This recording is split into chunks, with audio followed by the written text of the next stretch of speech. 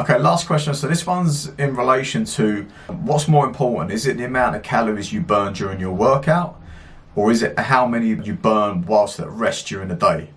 I know plenty of females who are scared to pick up a weight for fear of turning into a bodybuilder. How can you make your body more machine-like and efficient with regard to metabolism? Very good question, you know. This is one of the frustrating things that I find with the fitness industry, and where we reward certain things. So you'll go to gyms whereby they'll have like everyone hooked up to a heart rate machine, and they'll put an intensity thing on the TV, and you can see how hard everyone's working and how many calories you've burnt, and they'll give away prizes for who's burnt the most calories and that kind of thing. So it's rewarding that. Now, that's not suitable for probably 90% of the people in there, for reasons I won't go into right now, and this would be another video. But calories burnt during a workout, I don't care. Who cares? That one, it's going to be so inaccurate, the data's largely useless. Two, well, who gives a fuck? If you train for an hour, that's like 4-5% of your day. Nothing. What are you doing for the remaining 95-96% of your day? Again, to come back to what we said about earlier, whereby people reward their hard training with food or with, you know, whatever. We've just fucking undone that, right? So forget about calories burnt in your workout. Heart rate monitors should only be used in order to monitor intensity. That becomes important when we're dealing with athletes with regards to conditioning, or keeping them within a certain zone, or actually reining them in when I don't want them to work beyond a certain heart rate, okay, because I need to manage stress and cortisol and all this kind of thing. Very important for fat loss as well. So calories burnt in a workout, one, they're minimal, two, they're inaccurate, three, what are we doing for the rest of the day? Now, what if there was a way whereby for the rest of the day, our metabolism is running at a much higher level than what it would be right now, okay? Two things to bear in mind here. So you have one aspect is called Epoch, which is basically an afterburn effect, whereby if you do sort of like high intensity training, you're supposed to then burn more calories while you're at rest after the workout.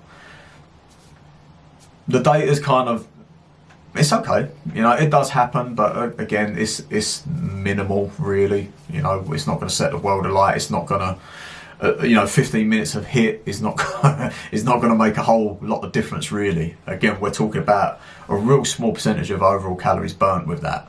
So what we really need to look at is our basal metabolic rate, or, you know, how many calories are required just to sustain the body that we have right now.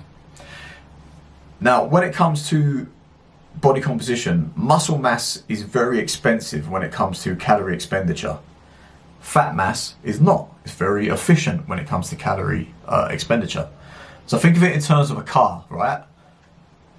Fat mass is like a hybrid Prius or something, right? Lean muscle mass, it's like a Ferrari. It's a gas guzzling machine. Right, so that's what we want to be. We want to train the body to be as inefficient as possible with regard to energy, with regard to metabolism, right? Therefore, this engine right here requires a lot more fuel to run. It's very, very costly with regard to calorie expenditure. That means the amount of fuel we take on throughout the day is much higher than if we had a significant amount of fat mass. So when you're looking at body composition change, don't worry about calories burned. Don't worry about using exercise to burn calories. No, focus instead upon building muscle. We're not talking about becoming like a bodybuilder. By the way, if you're a female, you won't, unless you're taking significant amounts of fucking assistance, drugs. It's a very long process, but you will build muscle. Now, the more muscle you build, the more calories will be required in order to sustain that muscle. The more calories will be required to go about your day-to-day activities. So when we start talking about step counts, get your 10,000 a day or whatever it might be, if you have a higher level of muscle mass, that will be very, very costly in terms of calories. If you don't have much muscle mass, that 10,000 steps, it's good, but it's not going to burn as much as if we had a lot of muscle mass, right? So chase strength, chase gaining lean muscle, lean more towards resistance training rather than cardio. Cardio has its great benefits with regard to mindset, with regard to the heart, with regard to the lungs. For fat loss, it's inefficient as fuck, and in a lot of cases it will actually put you further back than when you started, for other reasons that I'll go to in a separate video.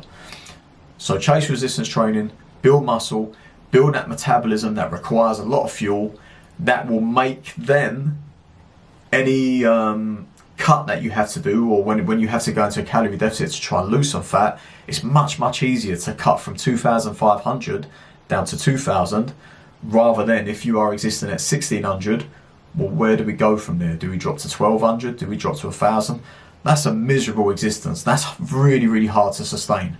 Whereas this, you don't really notice that, and you get great results from that because your metabolism's already firing, it's already stoked, and it's already primed. So I hope that makes sense.